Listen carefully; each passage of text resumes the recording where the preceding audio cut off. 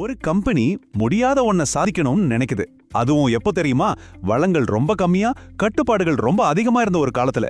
இது எப்படி சாத்தியமாச்சு? மாருதியோட இந்த கதை வெறும் ஒரு பிசினஸ் சக்சஸ் ஸ்டோரி மட்டும் இல்ல, மிக கடுமையான தடைகளை தாண்டி எப்படி ஜெயிக்கிறதுங்கிறதுக்கான ஒரு ப்ளூ பிரிண்ட். இந்த கேள்விதான் மாருதியோட பயணத்தோட மையம். ஆனா இது மாருதிய பத்தி மட்டும் இல்ல, உங்க தொழில், உங்க வாழ்க்கை, ஏன் நம்ம நாட்டை பத்தி கூட. இது நடக்கவே நடக்காது நாம நினைக்கிற விஷயங்களை எப்படி சாத்தியமாக்குறது, அதற்கான ரகசியத்தை தான் நம்ம இப்ப பார்க்க போறோம். மாருதியோட நிறுவனர் ஆர்.சி. பார்கவா சொன்ன இந்த ஒரு வரி முழு கதையோட சாராம்சமே இதுதான். சிம்பிளா சொல்லணும்னா, மத்தவங்கள பார்த்து காப்பி அடிக்கிறதுல வெற்றி இல்ல, நமக்கே நமக்கான பிரச்சனைகள் இருக்குல்ல, அந்த பிரச்சனைகளுக்குள்ளேயே புதுசா யோசிக்கிறது தான் உண்மையான வெற்றிக்கு வழி. இந்த ஒரு ஐடியா தான் மாருதியோட மொத்த பயணத்துக்கும் அஸ்திவாரம். சரி, இந்த கதையை சரியா புரிஞ்சுக்க வாங்க நாம கொஞ்சம் டைம் டிராவல் பண்ணி 1980களுக்கு போவோம். அப்போ இந்தியா எப்படி இருந்துச்சுன்னு முதல்ல பாத்துடலாம். இங்க பாருங்களேன் இந்த வித்தியாசத்தை. ஒரு பக்கம் வளர்ந்த நாடுகள், அங்கு ஏகப்பட்ட வசதிகள், வளங்கள், ரூல்ஸ் எல்லாம் ரொம்ப சிம்பிள். ஆனா இன்னொரு பக்கம் நம்ம 1980களின் இந்தியா. ஒவ்வொரு சின்ன விஷயத்துக்கும் அரசாங்கத்துக்கிட்ட பர்மிஷன் வாங்கணும், எதுக்குமே போதுமான வசதி கிடையாது.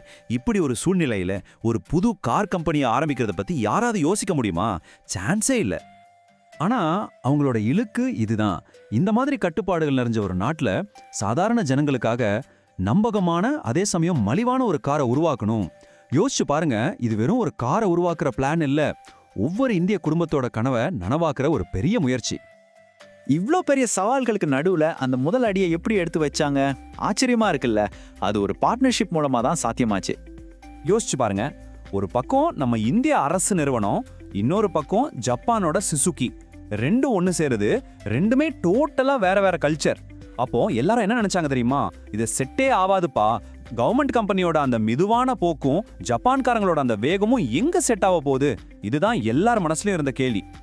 சரி, அப்படி எல்லாரும் சந்தேகப்பட்ட ஒரு விஷயத்த அவங்க எப்படி சாதிச்சாங்க? இங்கே தான் இந்த கதையோட கிளைமேக்ஸே வருது. அவங்க வெற்றிக்கு காரணமா இருந்த அந்த 7 அம்ச ப்ளூ பிரிண்ட். வாங்க அது என்னன்னு ஒன்னொன்னா பார்க்கலாம். இந்த 7 விஷயங்கள் தான் மாருதியோட அசைக்க முடியாத வெற்றிக்கு அடித்தளம். இதுல ஒவ்வொன்றுமே ரொம்ப பவர்ஃபுல். ஆனா இது எல்லாம் ஒன்னா சேர்ந்தப்போ அது ஒரு புரட்சியே உண்டாக்குச்சு. வாங்க இப்ப இதுல ஒவ்வொன்றையும் கொஞ்சம் டீட்டெயிலா பார்ப்போம்.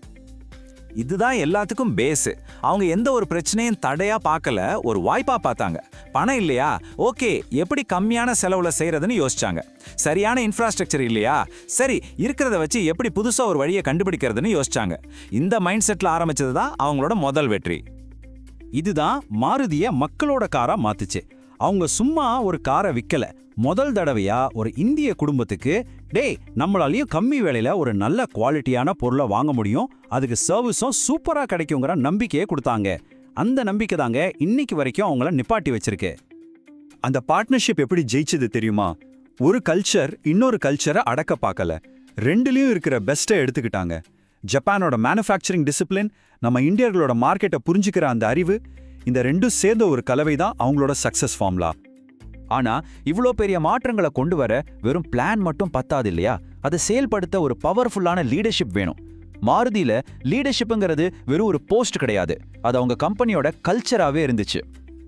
இங்கதான் ஒரு நல்ல லீடருக்கும் ஒரு சிறந்த லீடருக்கும் உள்ள வித்தியாசம் தெரியுது. ஒரு நல்ல லீடர் பிரச்சனையை சால்வ் பண்ணுவாரு.